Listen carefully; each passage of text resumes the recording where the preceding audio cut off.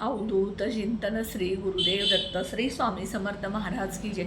स्वामी दत्त सेवा या चॅनलवर तुम्हा सर्वांचे खूप खूप स्वागत। तुम्हा सर्वांचं आरोग्य उत्तमाचं राहू दे, राहिलेलं आयुष्य आरोग्यदायी जाऊ दे, तुम्हा सगळ्यांना दीर्घायुष्य मिळू दे अशी मी स्वामीचरणी प्रार्थना करते आणि माझ्या व्हिडिओला सुरुवात करते।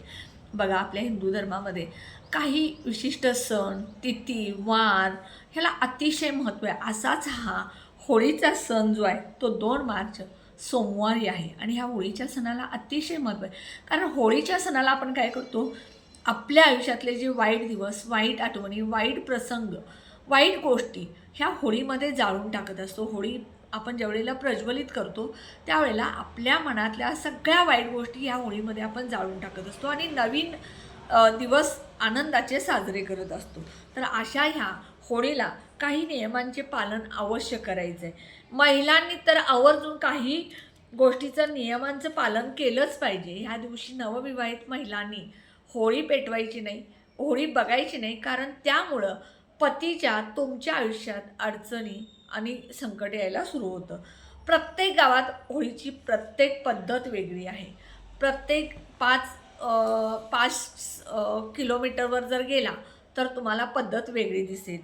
तर बघा, ही होळी जी आहे, ही होळी जर आपण पेटवली, समजा तुम्हाला स्त्रियांना मासिक धर्म आहे, तुम्हाला होळी पेटवता येत नाही, त्यावेळेला पती किंवा तुमच्या घरातले जे कोणी आहेत ते होळी पेटवतात, तर तुम्हाला ज्या वेळेला तुम्ही अंघोळ कराल डोक्यावरून, त्यावेळेला तुम्ही जिथे होळी पेटवल्या तिथं हळदी कुंकू अर्पण करायचं, 3 प्रदक्षिणा घालायच्या आणि तुम्ही नमस्कार करायचा, हे करायचं। त्यानंतर बघा, होळीमध्ये जवस, हरभरा, गहू, वाटाणा हे टाकायचं आणि ते भाजून खाल्ल्यामुळे आपलं आरोग्य उत्तम राहतं, आपलं आजारपण दूर होतं।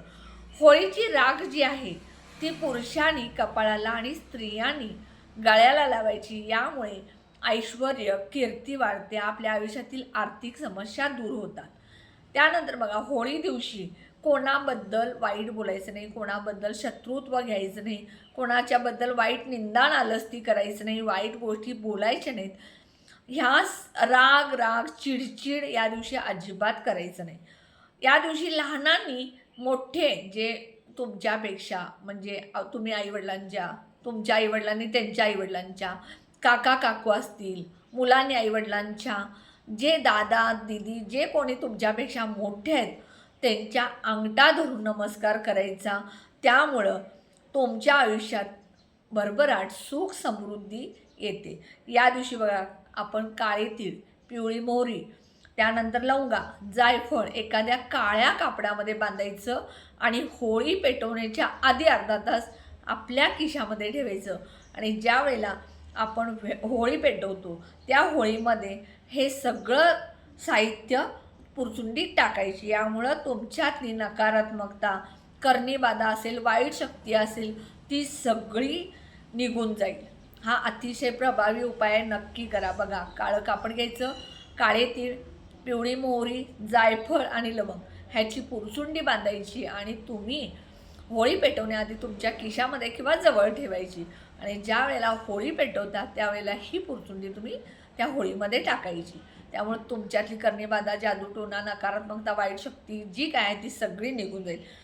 आंघोळीच्या पाण्यात ह्या दिवशी बघा पंचगव्य, कारण पंचगव्य अतिशय चांगलं आहे। 5 वस्तूपासून देशी गाईच्या बनवलेलं हे पंचगव्य आहे। हे तुम्हाला केंद्रामध्ये मिळेल किंवा ऑनलाईन तुम्ही मागवू शकता। हे माझ्याकडेही तुम्हाला मिळेल, मीही ऑनलाईन तुम्हाला पाठवेन, तुम्हाला कुरिअर करेन, तुम्हाला माझा व्हॉट्सॲप नंबर देईन, त्याच्यावरतून तुम्ही पंचगव्य मागितला तर तुम्हाला पोच करेन। पंचगव्य, त्यानंतर गंगाजल, गुलाबजल, त्यानंतर तुम्हाला सांगतो गोमूत्र, हे टाकून जर आंघोळ केला तर तुमच्यातली कोणतीही नकारात्मकता राहणार नाही, वाईट तुमच्या शरीरामध्ये जे काय वाईट दोष आहेत ते सगळे निघून जातील। त्यानंतर बघा, नजर कुणाची लागली असेल तर ती दूर होईल। त्यानंतर बघा, घरातील जाळे जळमट ह्या दिवशी काढायचे आहे, घर स्वच्छ करायचे आहे, घरातले फुटके तुटके भांडी असतील, प्लॅस्टिकच्या फुटलेल्या तुटलेल्या वस्तू असतील, फाटलेली कपडे असतील, तुटलेल्या चपला असतील, हे सगळं बाहेर काढायचं आहे, नाहीतर त्यामुळं घरामध्ये नकारात्मकता साठून राहते। आणि या दिवशी हुताशनी पौर्णिमा असल्यामुळं तुम्ही घरातली जाळे जळमळे काढा, कारण लक्ष्मीचं पौर्णिमा समर्पित असते. त्यामुळे जेवढं तुम्ही स्वच्छता कराल तेवढी तुमच्या घरामध्ये लक्ष्मी येईल. त्यानंतर बघा, होळीची राख जी आहे ती आपण काय करायचं दुसऱ्या दिवशी, म्हणजे होळी जी आहे ती होळीची राख विजायला जवळजवळ 8 ते 10 तास लागतात. मग ही दुसऱ्या दिवशी काय करायचं, राख आपल्या घराच्या चारी कोपऱ्यामध्ये टाकायची आणि थोडी राख आपण तिजोरीमध्ये जिथे पैसे ठेवतो तिथं ठेवायची. आता घरात प्रत्येक चारी कोपऱ्यात ठेवल्यामुळं काय होईल, घरातील वास्तू दोष दूर होतील आणि तिजोरीत जिथे तुम्ही पैसे ठेवतात त्या ठिकाणी जर तुम्ही ठेवली तर तुम्हाला पैशाची कमतरता कधीच भासणार नाही. तुमच्याकडे सदा पैसा येत राहील. त्यानंतर बघा, रंगपंचमी असते, होळीला रंगपंचमी असते. कोणाला आवडतं कोणाला नाही, पण रंग तुम्ही खेळल्याने तुमच्यातली नकारात्मकता दूर होते. त्यामुळे थोडा तरी रंग तुम्ही गालाला, पुन्हा तुम्हाला आवडत नसेल तर थोडा लाव म्हणायचं, असं 1-2 टिकल्या. देवाला सुद्धा तुम्ही या दिवशी रंग लावायचा आहे आणि रंग खेळायचा आहे.